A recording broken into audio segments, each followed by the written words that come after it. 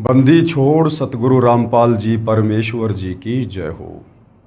परमपिता परमात्मा सारी सृष्टि के रचनहार कुल मालिक असंख्य ब्रह्मांडों के स्वामी जगत गुरु तीनों लोकों में प्रवेश करके सबका धारण पोषण करने वाले राजाधिराज आत्माधार नाथों के नाथ देवों के देव महादेव सर्वेश्वर महेश्वर मृत्युंजय अजरो अमर आदि अनादि सनातनी प्रभु जगत पिता जगदीश्वर श्री श्री 1008 की उपाधि के वास्तविक अधिकारी अकाल मूरत सौद स्वरूपी राम वासुदेव सर्वगतम्बरम परम पूज्य प्रथम पूज्य परम संत परम पुरुष परम धनी परम दयालु सत्य कबीर हक्का कबीर अल्लाहु कबीर अल्लाहु अकबर बाखबर अल्लाह ताला जगत के तारणहार जगत के मुक्तिदाता जगत के जगन्नाथ हारे के सहारे हिंदुओं के राम मुसलमानों के अल्लाह सिखों के वाहिगुरु ईसाइयों के मसीह दया के सागर दयानिधि करुणा के सागर करुणानिधि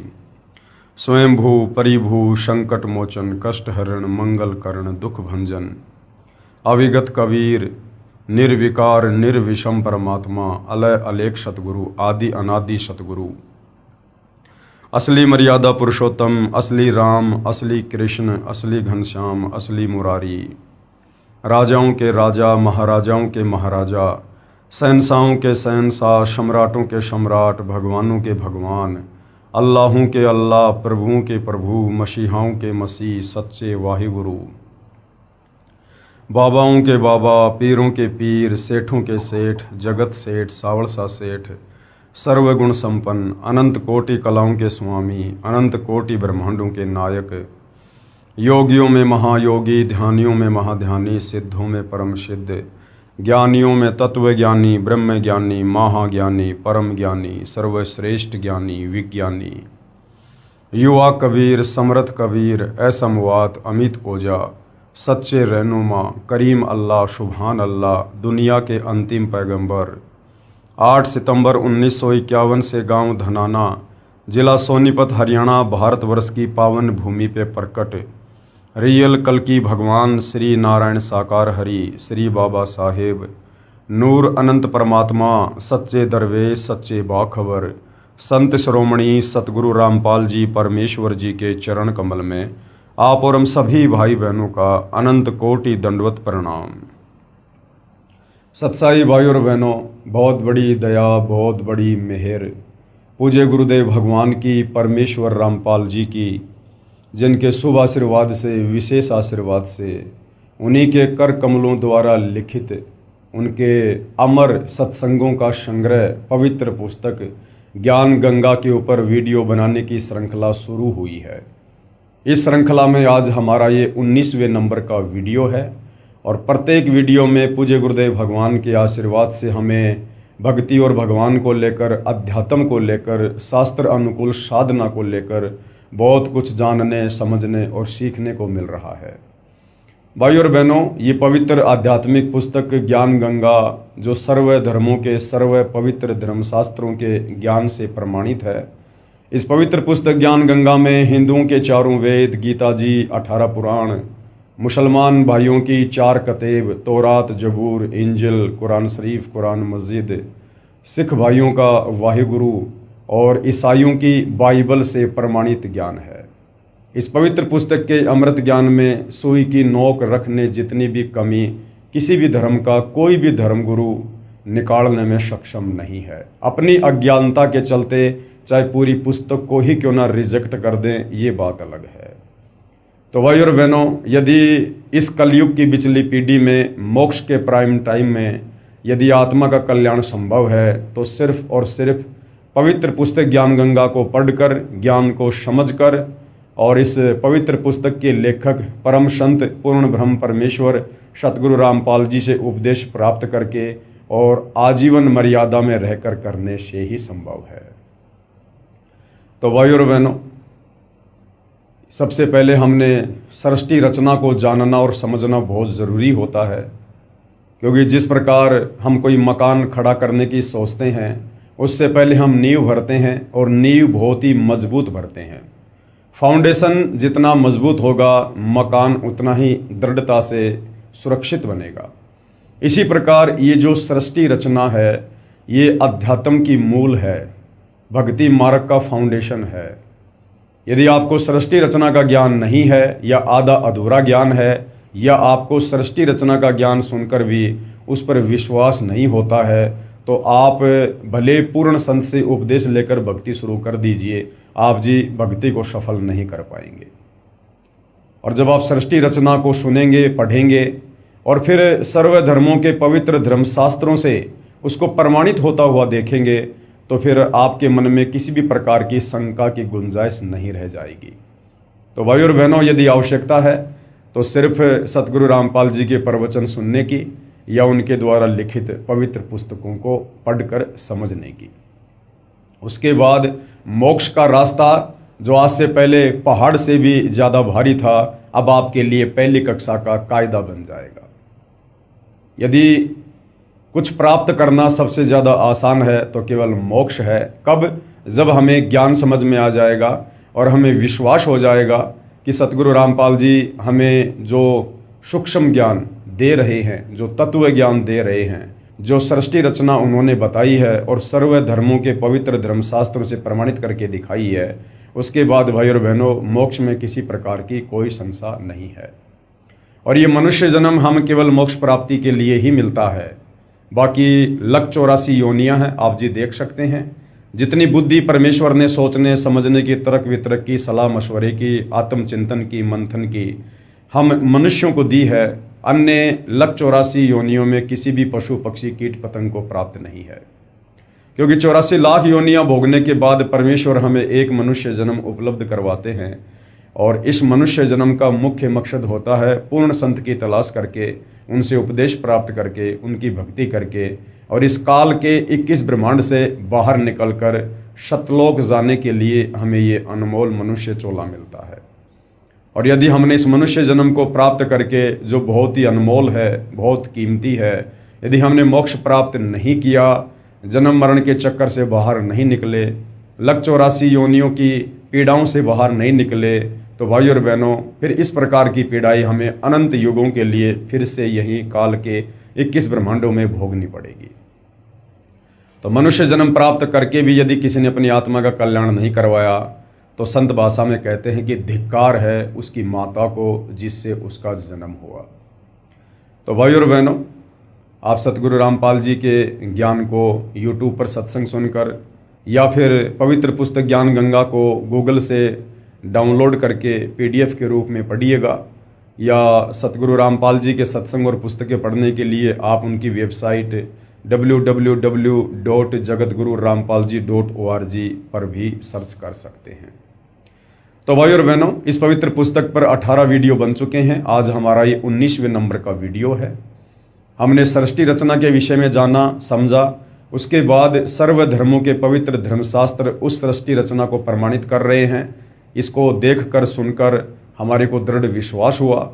और उसके बाद जिन जिन महापुरुषों को कबीर परमात्मा स्वयं सतलोक से चलकर पृथ्वी पर प्रकट होकर तत्वदर्शी संत या जिंदा बाबा के रूप में मिले, उनको अपना ज्ञान समझाया, सृष्टि रचना से परिचित करवाया, उनकी आत्मा को शरीर से निकालकर सतलोक लेकर गए, सर्व ब्रह्मांडों से परिचित करवाया, उनका ज्ञान योग खोला। और उन महापुरुषों ने फिर नीचे पृथ्वी पर आकर अपने ग्रंथ लिखे और परमेश्वर की महिमा का बखान किया। इससे भी हमारे को दृढ़ विश्वास हुआ। और उसके बाद हमने पढ़ा कि किस प्रकार वो कबीर परमात्मा सतलोक से चलकर आप और हम आत्माओं के आत्म कल्याण के लिए, काल के बंधन से छुड़वाने के लिए चारों युगों में आते हैं। सतयुग में परमात्मा सतसुकृत ऋषि के नाम से प्रकट हुए, त्रेता में मुनिंदर ऋषि के नाम से, द्वापर में करुणामय ऋषि के नाम से और कलयुग के प्रथम चरण में कबीर नाम से प्रकट होकर आप और हमें यही ज्ञान समझाया करते थे जो आज सतगुरु रामपाल जी हमें समझा रहे हैं। तो भाई और बहनों, इससे हमारा विश्वास बढ़ेगा और भक्ति में हमारी रुचि बनेगी। तो भाई और बहनों, जब ऐसे परम संत इस धरती पर आते हैं, प्रकट होते हैं, हम आत्माओं के उपकार के लिए, हमारे उद्धार के लिए, और यदि फिर उन संतों के साथ बेअदबी की जाती है या उनके साथ ईर्ष्या रखी जाती है, घृणा की जाती है, तो फिर वो आत्माएं किस कदर परमात्मा के दरबार में दंड का भागी बनती है आज हम इस विषय को लेकर, जो इस पवित्र पुस्तक में लिखा हुआ है, जो टॉपिक है संत सताने की सज़ा, आज हम इसके ऊपर विचार करेंगे और समझेंगे, और हम किसी भी संत का अनादर करने से बचेंगे ताकि हमारे पाप कर्म बढ़ने से बचें और हम परमात्मा के दंड के भागी बनने से भी बचें। तो पवित्र पुस्तक ज्ञान गंगा पेज नंबर 131 है। आज का टॉपिक है संत सताने की सज़ा। जो संत दुनिया के उपकार के लिए, उद्धार के लिए जगत के तारणहार बनकर यहाँ पर प्रकट होते हैं, और यदि उन संतों के साथ में बेअदबी की जाती है, उनको ना पहचान कर या फिर काल प्रेरणा से लोगों के या अज्ञानी धर्मगुरुओं के बहकावे में आकर फिर उन आत्माओं को किस कदर सज़ा भोगनी पड़ती है, तो आप और हमें सचेत करने के लिए परमेश्वर जी ने अपनी पवित्र पुस्तक ज्ञान गंगा में ये सब कुछ लिखा है। आदरणीय गरीबदास साहिब जी का जन्म पावन गांव छुडानी, जिला झज्जर में श्री बलराम जी धनखड़ के घर हुआ। हालांकि भाइयों और बहनों, आदरणीय गरीबदास जी कोई सामान्य व्यक्ति नहीं थे, किसी माँ के गर्भ से जन्म लेकर आए हुए कोई साधारण व्यक्ति नहीं थे।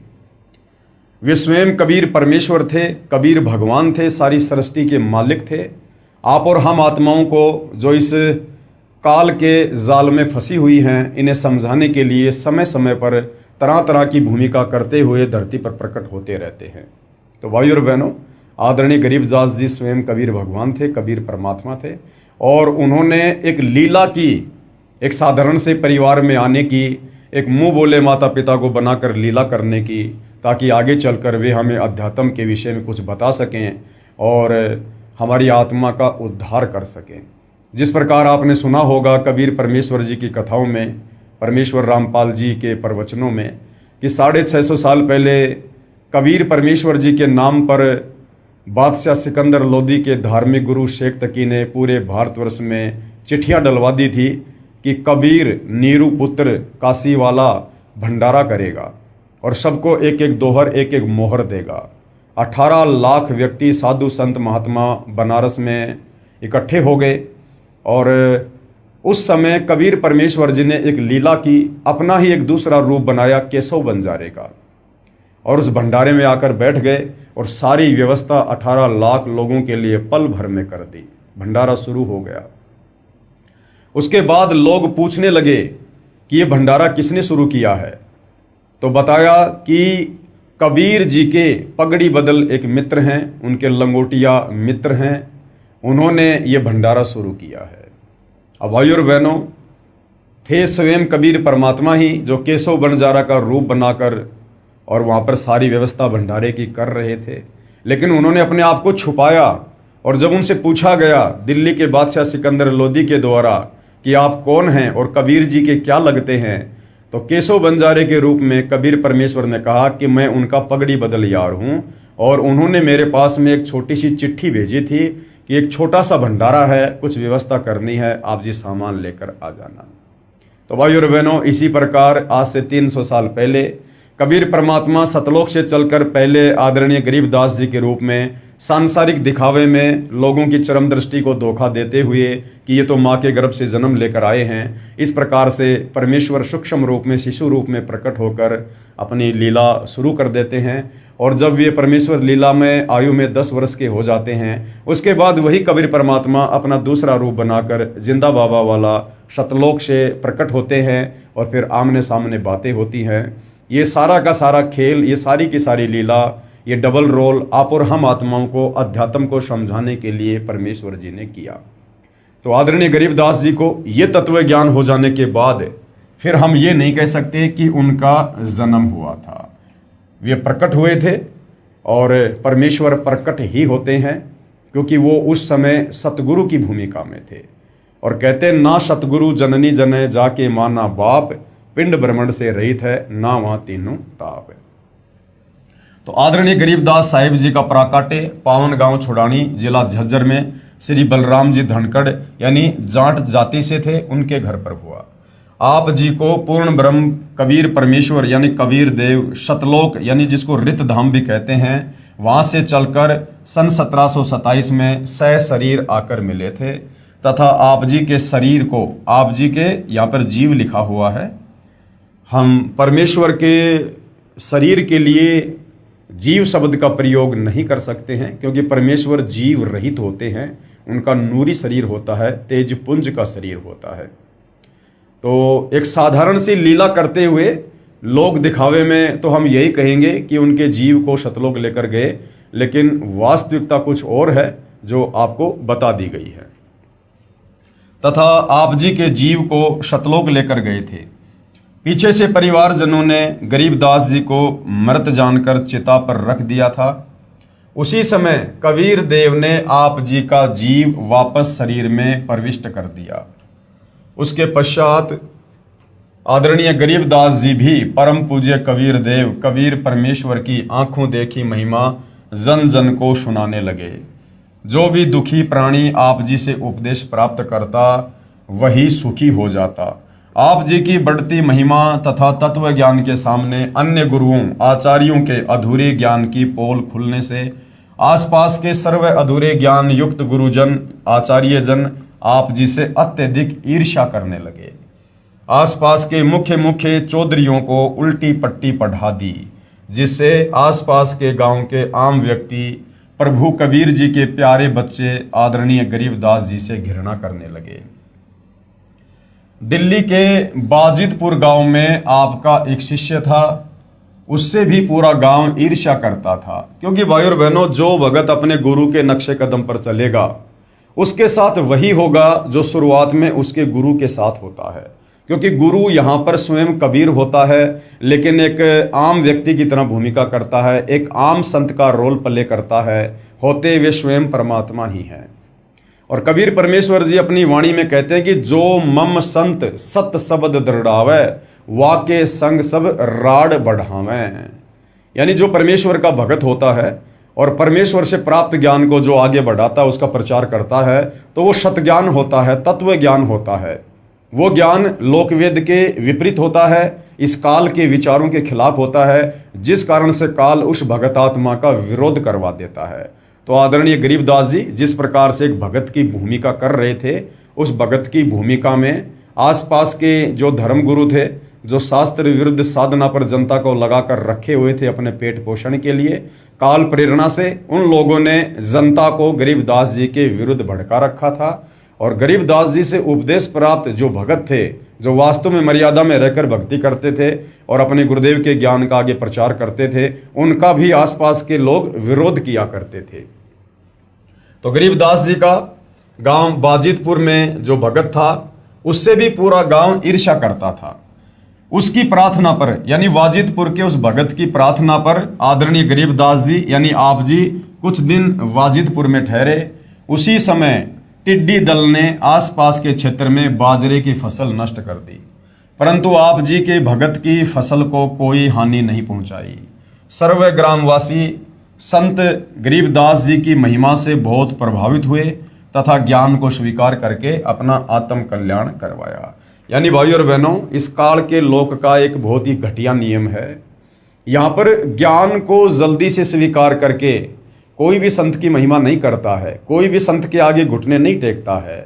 कब टेकता है? या तो कोई चमत्कार देखता है, या फिर उसके खुद के घुटने टूट लेते हैं हर प्रकार से, फिर वो दुखी होकर संत के सामने घुटने टेकता है। तो वैसे तो बाजिदपुर गांव के लोग संत गरीबदास जी के भगत से भी ईर्ष्या करते थे, लेकिन जब गांव की बाजरे की फसल को टिड्डी दल ने नष्ट कर दिया और संत गरीबदास जी के भगत की फसल को जरा भी नुकसान नहीं पहुंचा, तो इस चमत्कार को देखकर कि भाई वास्तव में इसके गुरु में कोई शक्ति है, और पूरा गांव गरीबदास जी के आगे नतमस्तक हो जाता है। आप जी के आदेश से आपके भगत ने उस बाजरे को पूरे गांव में बांट दिया तथा गरीबदास जी के बार बार मना करने पर भी कुछ बाजरा बैलगाड़ी में डाल दिया। अब भाई और बहनों, आप और हमने शिक्षा लेनी है यहाँ पर। गरीबदास जी का जो भगत था बाजिदपुर का, जो बाजरा बच गया था, उन्होंने गरीबदास जी से प्रार्थना की कि हे गुरुदेव, कुछ बाजरा आप जी छुड़ानी लेकर जाइए। लेकिन गरीबदास जी ने बार बार मना किया। मना करने के बावजूद भी भगत जबरदस्ती करने लगा। भाई और बहनों, ये गलती उस समय वो आत्मा कर सकती थी, क्योंकि उस समय भक्ति का कंप्लीट कोर्स, कंप्लीट मूल ज्ञान, कंप्लीट सृष्टि रचना गरीबदास जी ने किसी को भी नहीं बताई थी, क्योंकि वो समय नहीं था। आज वर्तमान में वो समय आ चुका है और हम उस समय में जन्म लेकर भक्ति भी कर रहे हैं। ये कलयुग की बिचली पीढ़ी है और हमारे गुरुदेव भी तत्वदर्शी संत हैं, जगत गुरु हैं, और हमें ये भी पता है कि जगत गुरु और तत्वदर्शी संत की भूमिका स्वयं कबीर परमात्मा जी ही निभाते हैं। तो भाई और बहनों, वर्तमान में पहली बात तो हमने गुरु के आगे ज़्यादा बातचीत नहीं करनी होती है, गुरु से ज़्यादा सवाल जवाब नहीं करने होते हैं।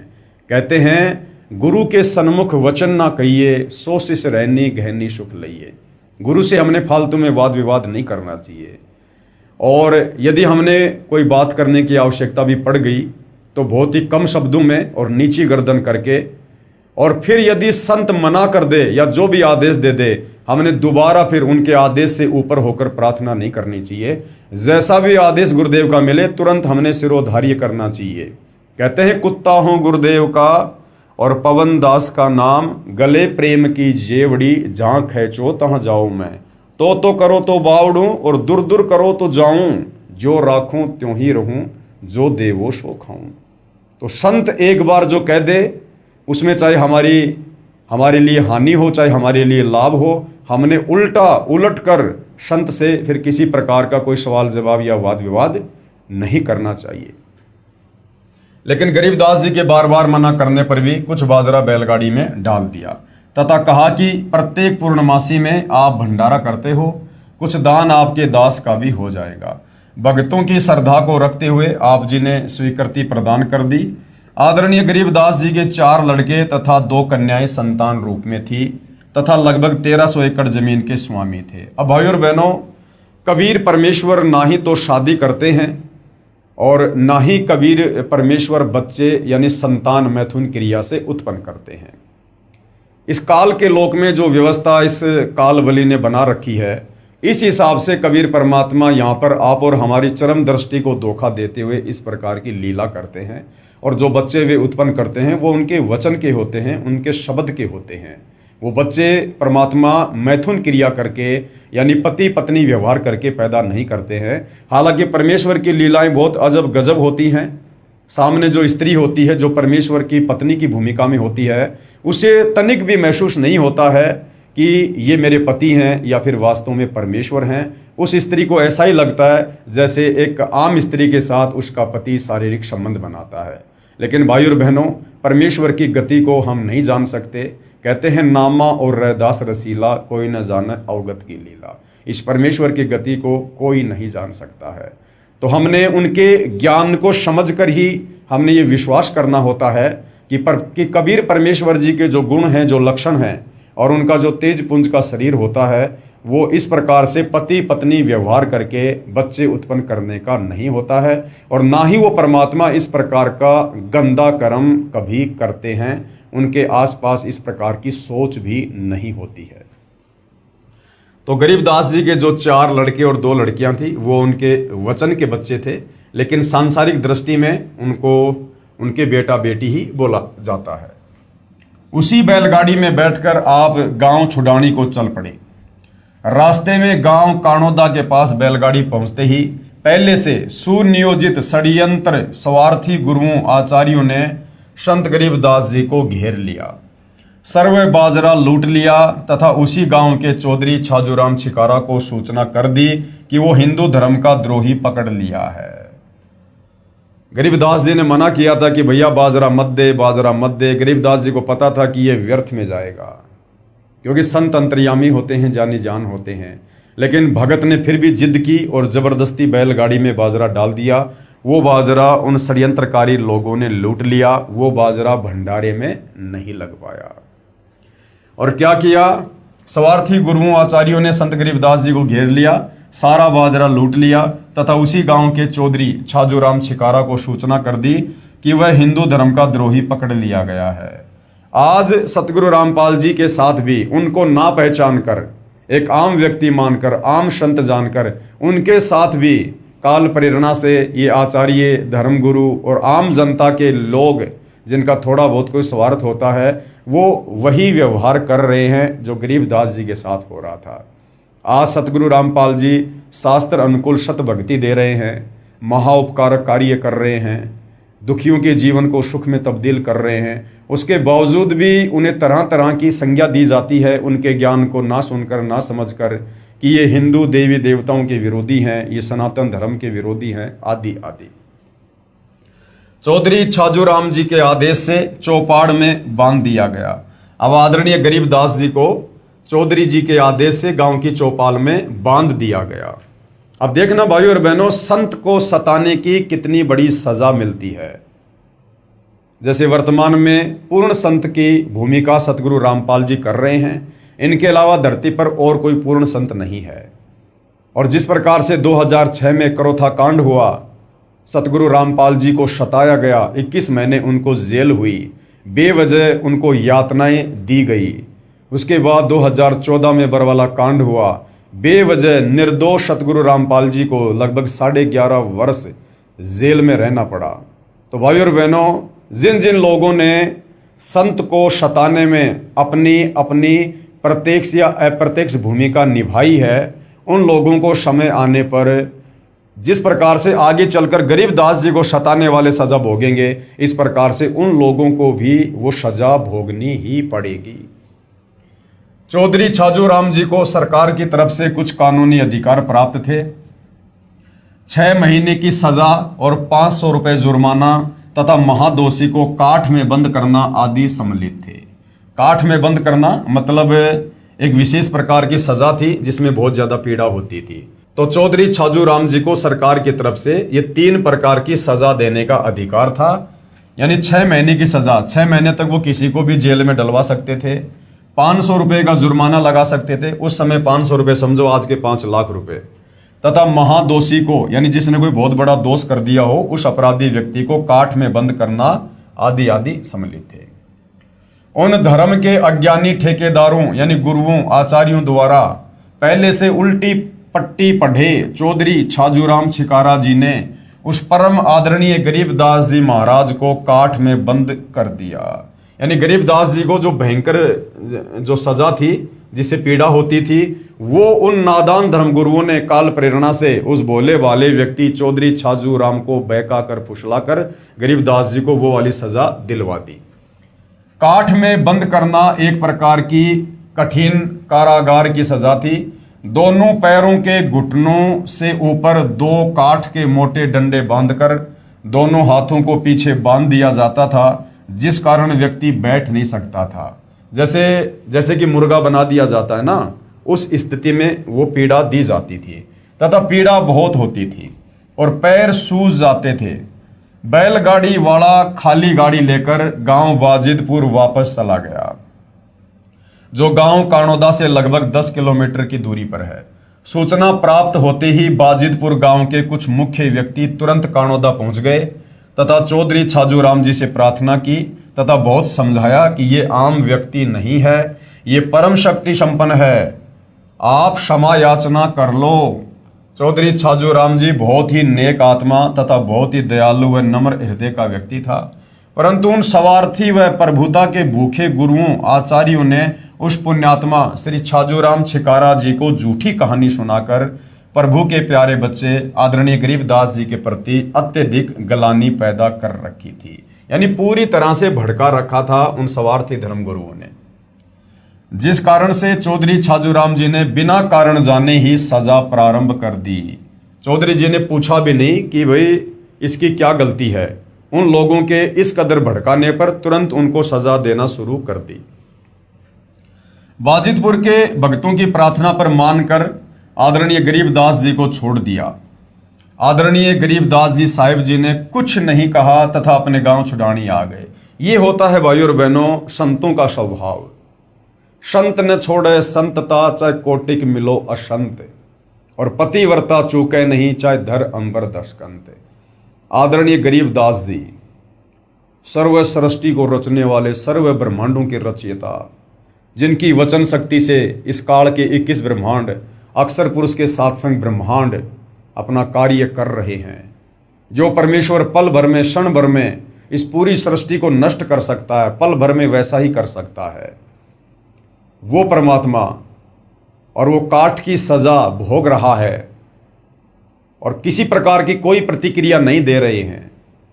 और जैसे ही उनको छोड़ा गया, किसी प्रकार की प्रतिक्रिया ना देकर, कोई सफाई ना देकर, कोई गुस्सा ना करके, और तुरंत वहां से छुड़ाने के लिए चल पड़ते हैं।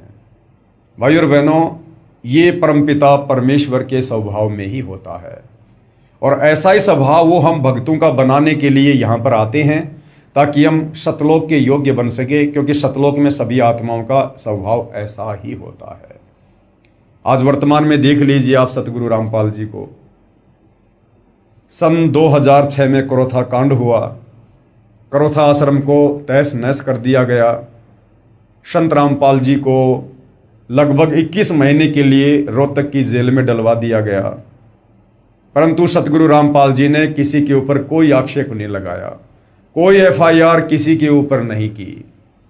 उसके बाद सन 2014 में बरवाला कांड हुआ। किस प्रकार से बरवाला कांड को तहस नहस कर दिया गया, और सतगुरु रामपाल जी ने लगभग 11.5 वर्ष तक हिसार जेल में बैठकर वो समय गुजारा, लेकिन उसके बावजूद भी उन्होंने किसी के ऊपर कोई FIR नहीं की और किसी को किसी प्रकार का कोई दोष नहीं दिया। तो भाई और बहनों, ये होते हैं पूर्ण संत के लक्षण, क्योंकि पूर्ण संत की भूमिका परमात्मा ही कर सकता है। एक सामान्य जीव में, सामान्य संत में इतना धैर्य, इतना विवेक, इतनी शालीनता नहीं हो सकती है। कुछ दिनों उपरांत चौधरी छाजू राम जी सुबह सुबह टट्टी फिरने यानी फ्रेश होने जोहड़ यानी तालाब पर गए, तो उनके दोनों हाथ 2 घुड़सवारों ने काट दिए।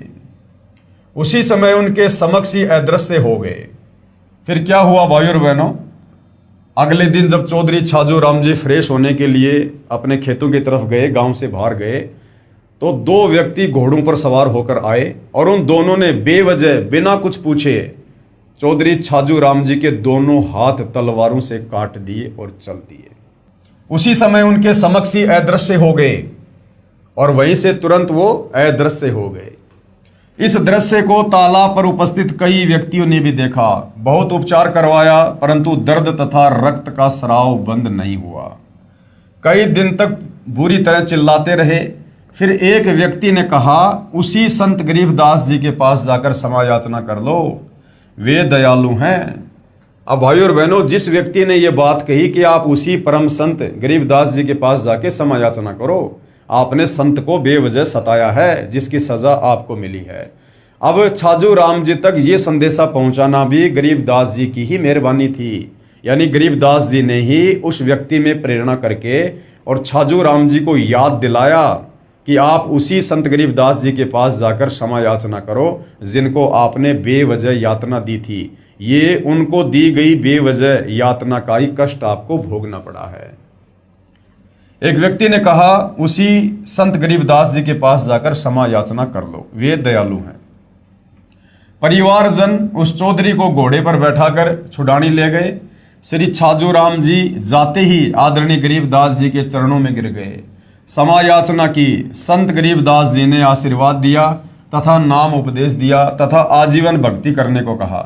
चौधरी छाजू राम जी ने कहा, दाता, मेरे को आपके विषय में अत्यधिक भ्रमित कर रखा था, मुझे नहीं मालूम था कि आप पूर्ण परमात्मा आए हो।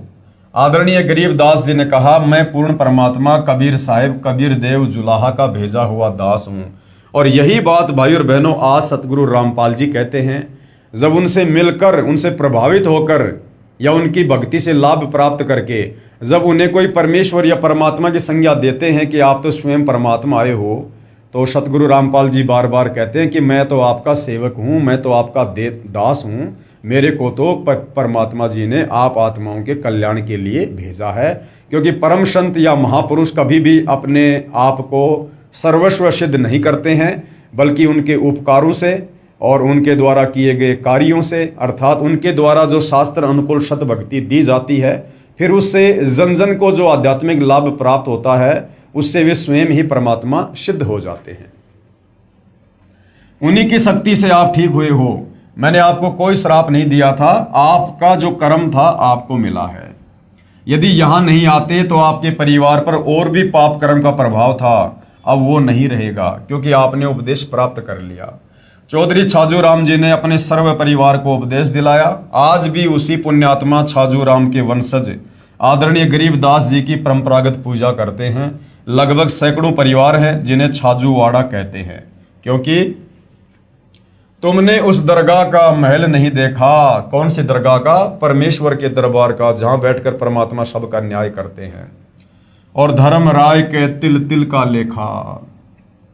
राम कहे मेरे साध को, यानी भगत को, राम यानी परमात्मा, परमात्मा कहे मेरे भगत को, दुख ना दीजो कोय, भगत दुखाए मैं दुखी, मेरा आपा भी दुखी होए। हिरण्यकशिपु उदर विदारिया, यानी हिरणाकुश का परमात्मा ने नरसिंह रूप धारण करके पेट फाड़ा था।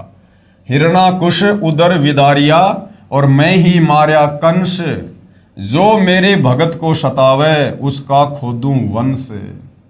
साध 57 कोटि पाप है, यानी संतों को सताना करोड़ों पाप के बराबर है। अनगिन हत्या अपराधम, और दुर्वासा की कलप से प्रलय हो गए यादव। उपरोक्त वाणी में सतगुरु गरीबदास जी प्रमाण दे रहे हैं कि परमेश्वर कहते हैं कि मेरे संत यानी भगत को दुखी मत कर देना। जो मेरे संत को दुखी करता है, समझो मुझे दुखी करता है। क्योंकि उपदेश प्राप्त करने के बाद संत यानी भगत किसी को भी दुखी नहीं करता है, ना उसकी मनसा होती है किसी को परेशान करने की।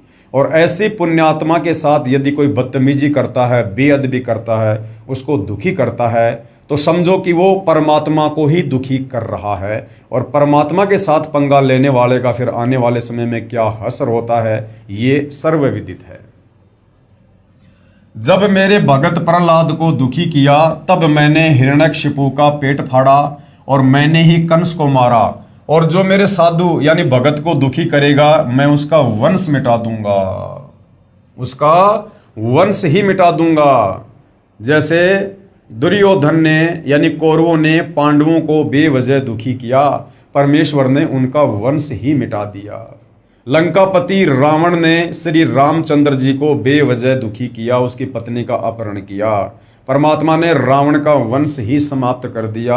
आज रावण के वंश में कोई दीपक लगाने वाला भी नहीं है। उसके बाद में कंस ने श्री कृष्ण जी को बेवजह दुखी किया, परेशान किया, परमात्मा ने उस कंस का नामो निशान ही समाप्त कर दिया, वंश ही समाप्त कर दिया। इसलिए संत को सताने के करोड़ों पाप लगते हैं। तो भाई और बहनों, जिन जिन लोगों ने परम संत, पूर्ण संत जो भूमिका गरीबदास जी कर रहे थे, उससे भी कई गुना ज्यादा अव्वल दर्जे की भूमिका आज सतगुरु रामपाल जी कर रहे हैं।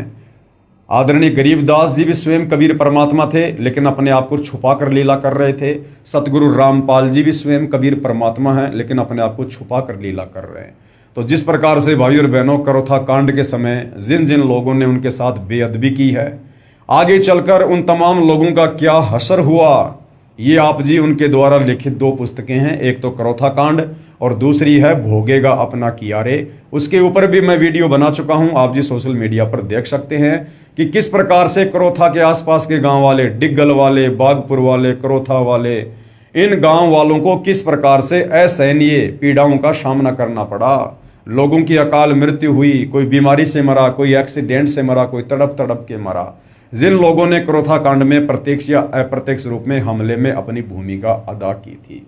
उसके बाद 2014 बरवाला कांड, और जिन जिन लोगों ने बरवाला कांड में जैसे भी अपनी भूमिका अदा की, कुछ लोगों के साथ तो उनके द्वारा की गई बेअदबी की सजा उन्हें मिल चुकी है, और बाकी लोगों को आने वाले समय में मिलनी बाकी है, क्योंकि ये परमेश्वर का विधान है। तो कहते हैं जो मेरे साधु को दुखी करेगा, मैं उसका वंश मिटा दूंगा। इसलिए संत को सताने के करोड़ों पाप लगते हैं। जैसे अनगिन यानी अनंत हत्याएं कर दी हों। ये अनजान लोग परमात्मा के संविधान से परिचित नहीं हैं, इसलिए भयंकर भूल करते हैं और फिर दंड के भागी बनते हैं। साधु सताने को निम्न दंड मिलता है, यानी आध्यात्मिक क्षेत्र में परमात्मा के संविधान के अनुसार किसी साधु संत महात्मा को सताने का कितना दंड मिलता है, क्या दंड मिलता है, यदि वास्तव में कोई साधु है तो। यदि एक मनुष्य दूसरे मनुष्य की मृत्यु कर देता है तो उसका अगले जन्म में हत्या करने से पूरा हो जाता है। मान लीजिए आज किसी ने किसी भी कारणवश किसी की हत्या कर दी, तो अगले जन्म में वो अपनी हत्या का बदला चुका देता है। यानी जिसकी हत्या की गई थी अगले जन्म में वो कोई न कोई मनुष्य जन्म प्राप्त करके और सामने वाले की हत्या करके अपना बदला पूरा कर लेता है। परंतु जिन्होंने संत को सताया है उनका बदला 1 या 2 जन्म में पूरा नहीं होता। लेकिन संत को सताने का बहुत बड़ा दंड है जो अनंत जन्मों में भी पूरा नहीं होता। सतगुरु अपनी वाणी में कहते हैं, अर्धमुखी गर्भवास में हरदम बारंबार। कितनी बड़ी सजा मिलती है संत को सताने वालों को। अर्धमुखी यानी मां के गर्भ में ऊपर को पैर और नीचे को सर। अर्धमुखी गर्भवास में हरदम बारंबार यानी बारंबार। कब तक? जब तक ये सृष्टि प्रलय में नहीं आएगी तब तक उस व्यक्ति को जिसने संत को सताया है, उस व्यक्ति को 9 महीने मां के गर्भ में बारंबार नीचे को सर ऊपर को पैर करके नरक कुंड भोगना पड़ेगा और जन्म लेते ही तुरंत उसकी मृत्यु हो जाएगी। फिर वापस उसको मां के गर्भ में वही सजा। तो ये सजा उसको अनंत बार मिलेगी, बारंबार मिलेगी, जब तक सृष्टि का संहार नहीं हो जाएगा। अर्धमुखी गर्भवास में हरदम बारंबार। और झूनी भूत पिशाच की। और अगर योनि भी मिलेगी तो किसकी मिलेगी? भूत या पिशाच की। जब लग सृष्टि संहार, जब तक ये सृष्टि नष्ट नहीं हो जाएगी तब तक उसको इस प्रकार की यातना संत सताने वाले को बारंबार मिलेगी। ऐसी गलती करने वालों को परमेश्वर भिन्न प्राणियों की योनियों में बारंबार मां के गर्भ में डालते हैं, अर्थात वह जन्म लेते ही बारंबार मृत्यु को प्राप्त हो जाता है। कभी वो सुअरी के गर्भ में आएगा और गर्भ में असहनीय कष्ट भोगेगा और उस सुअरी के गर्भ से जन्म लेते तुरंत किसी न किसी कारण से उसकी मृत्यु हो जाएगी। फिर अगला जन्म परमात्मा उसको कुतिया के जो है गर्भ में डालेगा, फिर कुतिया के गर्भ में वो असहनीय पीड़ा भोगेगा, फिर जन्म लेते ही किसी न किसी कारण से तुरंत उसकी मृत्यु हो जाएगी। इस प्रकार अनंत बार वो माँ के गर्भ में ऐसे ही जन्मेगा और मरेगा और कष्ट भोगेगा। और थोड़ा बहुत यदि उसको जन्म मिला तो भूत या पिशाच की योनि उस व्यक्ति को प्राप्त होती है जो संत को दुखी करता है। अब संत भाई और बहनों कोई तत्वदर्शी संत ही नहीं होता कि भाई किसी गुरु को सताएंगे तो ही जो है हमें यहां पर यह दंड मिलेगा। संत यानी भगत, जो भक्ति करता है।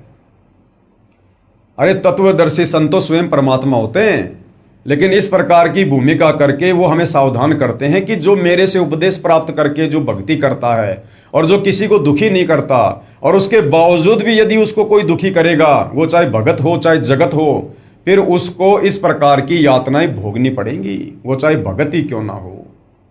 तो भाइयों और बहनों, हम बेवजह अपनी अज्ञानता के चलते एक दूसरे को दुखी करके सताकर इस प्रकार की सजा मोल ले लेते हैं। परमात्मा किसी का सगा नहीं है। परमेश्वर का विधान चाहे जगत हो चाहे भगत हो, सबके ऊपर समान रूप से लागू होता है।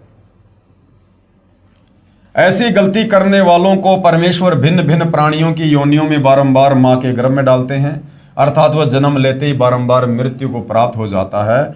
और जब तक सृष्टि प्रलय नहीं हो जाती तब तक भूत पिशाच की योनि वह मां के गर्भ में महान कष्ट रखता है, जो बहुत ही दुखदायी होता है। और जब तक क्षमा नहीं मिलती तब तक सताया हुआ संत ही क्षमा नहीं कर देता।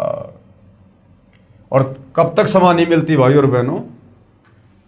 जिस संत को उसने सताया है, जिस भगत को उसने दुखी किया है, जब तक वो भगत उसे माफ ना कर दे तब तक भाई और बहनों उस सताने वाले व्यक्ति को, वो चाहे जगत हो चाहे भगत हो, उसको माफी नहीं मिलती है। इस कथा को समझाने के लिए परमेश्वर हमें एक उदाहरण दे रहे हैं। एक बार दुर्वासा ऋषि ने अभिमानवश, ये दुर्वासा कौन थे? वैसे तो दुर्वासा ऋषि जो है ये सतयुग में भी होते हैं, त्रेता युग में भी होते हैं, द्वापर में भी होते हैं, क्योंकि एक प्रकार की सिद्धि होती है जिस सिद्धि से बहुत सारे चोले धारण कर लेते हैं। तो दुर्वासा ऋषि जब सतयुग में थे उस समय राजा अमरीश के साथ उन्होंने बेअदबी की थी और उसकी क्या सज़ा उनको भोगनी पड़ी थी। और द्वापर युग में यही दुर्वासा ऋषि श्री कृष्ण जी के धार्मिक गुरु भी थे। तो जब दुर्वासा ऋषि सतयुग में थे उस समय की ये कथा है। एक बार दुर्वासा ऋषि ने अभिमानवश अम्बरीश ऋषि को मारने के लिए अपनी शक्ति से एक सुदर्शन चक्र छोड़ दिया। सुदर्शन चक्र अम्बरीश ऋषि के चरण छूकर वापस दुर्वासा ऋषि को मारने के लिए दुर्वासा की तरफ ही चल पड़ा। दुर्वासा ऋषि ने सोच लिया कि तूने बहुत बड़ी गलती कर दी है, लेकिन अधिक समय न रहता देख दुर्वासा सुदर्शन चक्र के आगे आगे भाग लिया। भागता भागता श्री ब्रह्मा जी के पास गया और बोला कि हे भगवान, कृपया आप मुझे इस सुदर्शन चक्र से बचाओ। इस पर ब्रह्मा जी बोले कि ऋषि जी, ये मेरे वश की बात नहीं है। अपने सिर पर से बला को टालते हुए कहा कि आप भगवान शंकर के पास जाओ, वे ही आपको बचा सकते हैं। ये सुनते ही दुर्वासा ऋषि भगवान शंकर के पास गया और बोला कि हे भगवान, कृपया करके आप मुझे इस सुदर्शन चक्र से बचाओ। इस पर भगवान शिव ने भी ब्रह्मा जी की तरह टालते हुए कहा कि आप श्री विष्णु भगवान के पास जाओ, वही आपको बचा सकते हैं। क्योंकि सुदर्शन चक्र ने उग्र रूप धारण कर रखा था और वो सुदर्शन चक्र कोई इस त्रिलोकीय विष्णु का नहीं था, स्वयं कबीर भगवान उस समय जो है उस सुदर्शन चक्र के रूप में समझ लो। यानी कबीर परमात्मा जी के तेज से ही उस सुदर्शन चक्र ने इतना उग्र रूप धारण किया, जिससे ब्रह्मा जी और शंकर जी भी उस आपत्ति को टालने में जो है समर्थ दिखाई नहीं दिए। ये सुनते ही भगवान विष्णु जी के पास जाकर दुर्वासा ऋषि ने कहा कि हे भगवान, आप ही मेरे को इस सुदर्शन चक्र से बचा सकते हो। अब उधर भाई और बहनों क्या हुआ, कबीर परमात्मा जी ने उधर से विष्णु जी का रूप धारण किया और अलग से विष्णु लोक की रचना की और सर्व देवी देवताओं को अपने पास बैठाकर वहां पर लीला करने लगे। क्योंकि परमात्मा ने अपने भगत की महिमा को संसार में बनाना होता है और ये दिखाना होता है, उदाहरण कोड करना होता है कि सच्ची भक्ति करने वाला भगत यदि उसको कोई सताएगा, दुखी करेगा, तो किस कदर सामने वाले को सजा भोगनी पड़ती है। और साथ में ये भी दिखाया कि आप चाहे कितने बड़े ऋषि हो, चाहे महात्मा हो, यदि आपने भक्ति मर्यादा को तोड़ा और किसी के साथ बेअदबी की तो आपको भी नहीं बख्शा जाएगा। क्योंकि दुर्वासा बहुत बड़ा संत था, योगी था, तपस्वी था, तीनों लोकों में उसका डंका बजता था। ब्रह्मा विष्णु महेश भी उनके नाम से कांपते थे कि कहीं कोई श्राप ना दे दे। और राजा अम्बरीश जो राजा था, लेकिन वो शत भक्ति भगवान विष्णु की करता था, जिस कारण से उस शत भक्ति के प्रभाव से और दुर्वासा ऋषि को भी अपनी जान बचाना भारी पड़ गया। ये सुनते ही भगवान विष्णु जी के पास जाकर दुर्वासा ऋषि ने कहा कि हे भगवान, आप ही मेरे को इस सुदर्शन चक्र से बचा सकते हो। देखो, श्री ब्रह्मा जी ने कहा कि भैया मैं नहीं बचा सकता, श्री शंकर जी ने कहा मैं नहीं बचा सकता, तो विष्णु जी फिर क्या हैं? ये तीनों भाई तो हैं, ब्रह्मा विष्णु महेश, और तीनों के पास में बराबर पावर है। तो जब ब्रह्मा जी नहीं बचा पाए सुदर्शन चक्र से, शंकर जी नहीं बचा पाए, तो अगर वो विष्णु उस समय वहां होते तो विष्णु जी कैसे बचा सकते थे? तो उस समय वहां पर विष्णु का रूप धारण करके ये लीलाधर कबीर भगवान सर्व देवी देवताओं को इकट्ठा करके स्वयं ही वहां पर शेषनाग की सैया पर लेट गए। क्योंकि परमात्मा ने बाकी के देवी देवताओं को भी ये दिखाना था, क्योंकि दुर्वासा ऋषि के आगे बाकी के देवी देवता भी डरा करते थे, भयभीत थे। तो परमात्मा ने उन देवी देवताओं का भय भी समाप्त करना था। और दुर्वासा ने कहा कि आप ही मेरे को इस सुदर्शन चक्र से बचा सकते हो, वरना ये मेरे को काट कर मार डालेगा। इस पर भगवान विष्णु जी ने कहा कि हे ऋषि जी, यानी भगवान विष्णु रूप में कबीर परमात्मा ने कहा कि हे ऋषि जी, ये सुदर्शन चक्र आपको क्यों मारना चाहता है? क्योंकि परमात्मा वहां पर बैठे साथ उन 33 करोड़ देवी देवताओं को भी हकीकत से परिचित करवाना चाहते थे। ऋषि ने उपरोक्त सारी कहानी बताई कि ऐसे ऐसे मैं अम्बरीश जी के पास गया था, अम्बरीश अपनी साधना कर रहा था, मैंने उसको ज़बरदस्ती ऐसी ऐसी साधना के लिए कहा तो उसने मना कर दिया बड़े प्यार प्रेम से, लेकिन मैंने गुस्से में आकर और उसको मारने के लिए सुदर्शन चक्र छोड़ दिया और उल्टा ये सुदर्शन चक्र मुझे ही मारने के लिए दौड़ पड़ा। ऋषि ने उपरोक्त सारी कहानी बताई। तब विष्णु जी ने कहा कि हे दुर्वासा, यदि आप उसी अम्बरीश ऋषि के चरण पकड़कर माफी मांगोगे तो ये सुदर्शन आपकी जान बख्श सकता है। कि भैया उसी भगत के पास वापस जा जिसको तूने दुखी किया, परेशान किया, जिसके साथ तूने बेअदबी की, अगर वो माफ करेगा तो तेरा ये कष्ट कटेगा, नहीं तो नहीं कटेगा। परमात्मा काट सकते थे, समर्थ थे, लेकिन मालिक ने उदाहरण पेश करना था ये कि जिसको सताओगे, जब तक वो तुम्हें आत्मा से माफ नहीं करेगा, तुम्हारा वो दंड कभी भी जो है वो कम नहीं होगा। अन्यथा मैं तो क्या, कोई भी देव आपको नहीं बचा सकता, इसका दूसरा कोई विकल्प ही नहीं है। मरता क्या नहीं करता। दुर्वासा ऋषि वापस जाकर अमरीश ऋषि के चरण पकड़कर रोने लगा और माफी मांगी। तब अमरीश ऋषि ने वह सुदर्शन चक्र अपने हाथ में पकड़ दुर्वासा ऋषि को दिया और कहा कि संतों ऋषियों के साथ बेअदबी कभी नहीं करनी चाहिए, उसका परिणाम बहुत बुरा होता है।